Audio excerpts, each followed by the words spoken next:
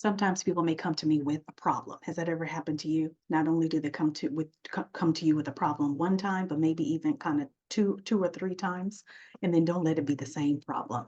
So that kind of happens to me quite often. And what I actually love to do is help people kind of work through their problems, right? So recently, there was a situation where I was able to help someone. So they came to me with a problem, and then we identified what the problem was, and not only that, but how they are stuck, right? A lot of people sometimes get kind of stuck in the mud.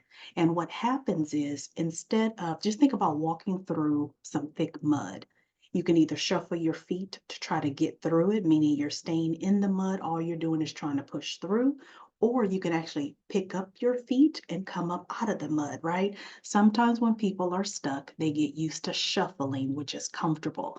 And sometimes you have to love people enough. And I find this in leadership. You have to love them enough to show them how to come up out of the mud. And it could be like a sticky process, no pun intended. Get it, mud?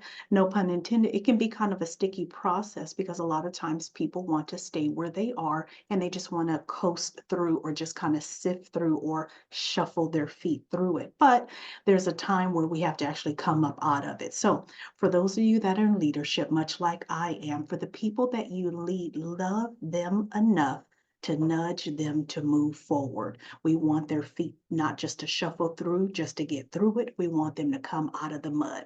How do you help people move forward?